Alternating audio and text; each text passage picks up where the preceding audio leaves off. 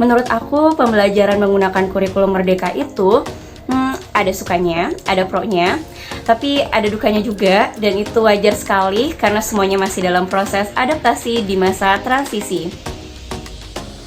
Nah, sukanya aku dari kurikulum Merdeka, yang pertama, materinya itu difokuskan ke materi-materi yang esensial saja. Jadi tentu saja ada pemotongan materi sehingga materinya lebih sedikit, tapi pengajar jadi punya banyak waktu lebih untuk membahas materi yang esensial dengan lebih mendalam. Poin kedua yang aku suka dari kurikulum Merdeka nih, ada pendidikan karakter profil Pancasila.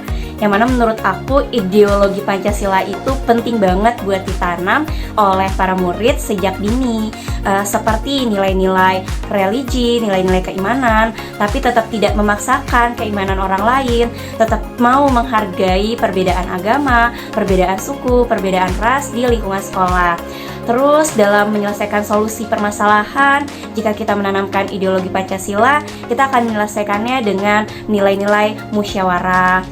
Demi apa? Demi menjunjung persatuan Indonesia. Jika semuanya ditanamkan sejak dini, semoga nanti pas jadi mahasiswa, mereka semua jadi terhindar dari paham-paham radikalisme. Nah, sisi pro-nya yaitu poin pertama, adanya konsep profil pelajar Pancasila, yang mana di kurikulum-kurikulum sebelumnya itu tidak ada, dan bertujuan yaitu terdapat dalam akronim makan roti manis. Apa itu makan roti manis? Makan, beriman kepada Tuhan yang Maha Esa dan berakhlak mulia. Kan, berkebinekaan global. Roti, bergotong royong. Kreatif. Manis, mandiri. Nis, bernalar kritis. Nah, jadi kalau disingkat itu makan roti manis, biar gampang mengingatnya.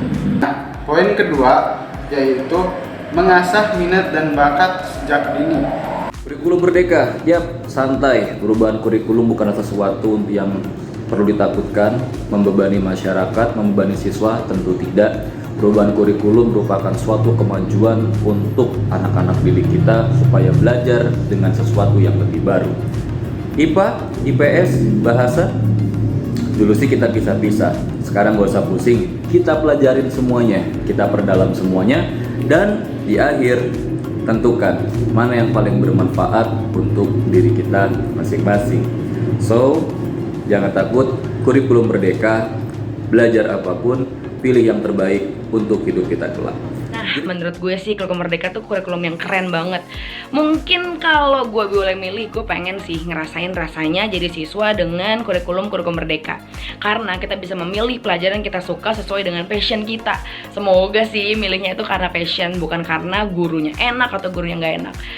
Pilihlah sesuai dengan kebutuhan ilmu yang kamu inginkan. Terus, di kurikulum Merdeka itu ada project yang menurut gue tugasnya itu nggak cuma soal teori, tapi juga soal bagaimana mengeksplor lingkungan, isu lingkungan, Bhinneka Tunggal Ika, dan lain-lain sebagainya.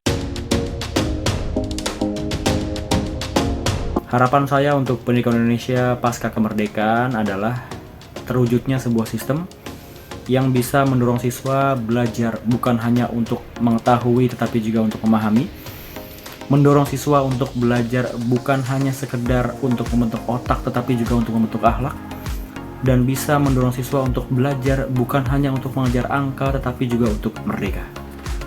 Semoga di hari ulang tahun Indonesia yang ke-77 tahun ini, tenaga pendidik beserta siswa-siswi seluruh Indonesia bisa berkolaborasi dan bekerja sama untuk mewujudkan pendidikan Indonesia yang lebih berkualitas.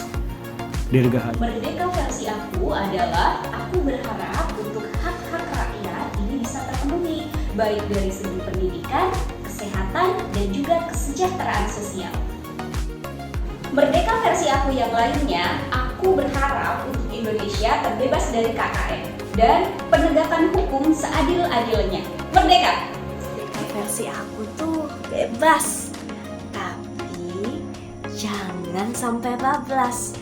Berani bangkit menghadapi masa-masa sulit, tapi mulut dijaga, jangan pakai julid. Berdiri di atas kaki kita sendiri, tapi jangan sampai terperangkap ego pribadi. Kalau kata kakekku, kita ini orang timur, percaya pada sihir dan doa. Tapi ingat, kita masih dikasih Tuhan punya logika, jadi dipakai untuk berpikir lebih kritis dan berpendapat lebih baik lagi. Sudah 2 tahun lebih kita bersahabat dengan COVID. Tentunya kita sudah bosan mendengar berita tentang COVID setiap hari. Kita dijejali berbagai informasi, pun sampai salah satu masalahnya terasa di dunia pendidikan.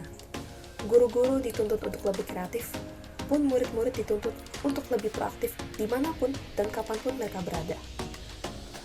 Ya, hikmahnya kita pasti bisa belajar di mana saja, tapi mungkin terkadang kita merasa terlalu nyaman dengan zona nyaman kita. Karena yuk teman-teman, mari kita lebih kreatif, mari kita lebih proaktif, mari kita lebih peduli. Kita tidak boleh terlalu nyaman dengan zona nyaman kita. Saya teringat pepatah, banyak jalan ke Roma dan seperti matematika, banyak solusi untuk mengerjakan soal matematika. Ikan nila, ikan kerapu, bersama kita bisa, bercerai kita runtuh. Semoga sistem pendidikan Indonesia bisa lebih baik lagi, sesuai dengan apa yang ditargetkan, demi menciptakan generasi penerus bangsa yang tentunya berkualitas dan juga berintegritas. Karena saya rasa mengembangkan suatu sistem pendidikan itu tidak mudah, butuh kerjasama antara guru, orang tua, dan siswa itu sendiri. Semoga sistem pendidikan di Indonesia dengan kurikulum terbarunya, kurikulum Merdeka, kita bisa lebih baik lagi. Perubahan itu pasti, perbaruan itu lebih baik. So, tetap semangat, jangan pernah menyerah.